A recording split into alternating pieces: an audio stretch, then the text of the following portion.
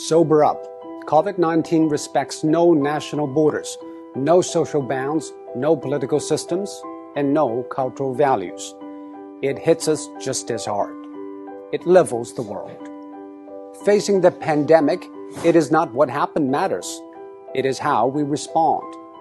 For almost a month, it infected thousands in Wuhan in a day, and every hospital bed was occupied. Now, empty beds and closed wards in the city. How did China make it? It is nothing new, but it's worthy to know. According to an initial WHO report, an infected person appears to spread it to an average of 2.6 people. And after 10 generations of transmission, with each taking 5 or 6 days, that one initial case has spawned 3,500 in matters of days. And that is what the world is seeing. What China did is to break the cycle by human intervention. The scale unprecedented in history. Extreme, draconian, and aggressive. These are the words used to describe China's response. But now, people have come to terms with the new norm, lockdown. Some people say, isn't that a violation of individual rights? Actually, the balance between individual rights and public safety is always an ever-changing equation. After 9/11, all the airports in the world began to impose draconian safety checks on passengers, and people accepted it because we traded a little of our freedom for the greater good of the public. China imposed the largest and most draconian quarantine in history. Factories shut, public transport stopped, and people stayed indoors. By doing that, it flattened the curve. On one hand, China avoided many millions of cases and tens of thousands of deaths.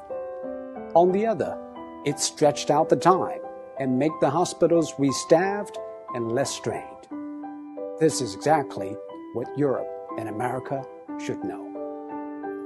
But public policy needs both ends to agree, the decision makers and the decision takers.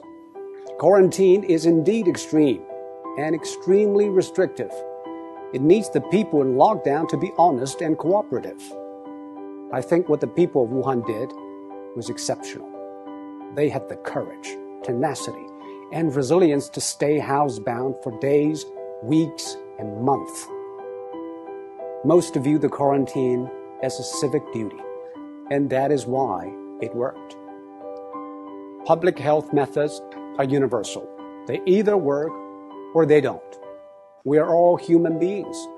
Our epidemiology is the same, but we have different economies, demographies, and sociologies. Facing a global pandemic, every nation needs a new contract signed between its politicians, businesses, and the public. Desperate times ask desperate measures. This is a desperate time, and we should not put politics ahead of public health, now more than ever.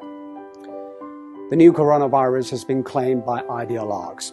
Donald Trump said it justified tighter border control. Bernie Sanders linked it to free health care.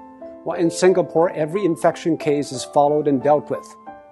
Bit by bit, every country is testing its methods through trial and error. Some paid a high price, and some set a high bar. We should all move ahead with humility. There is no decision without trade-offs, and most of all, there's nothing without skin in the game. And now, the whole world has learned, or is learning,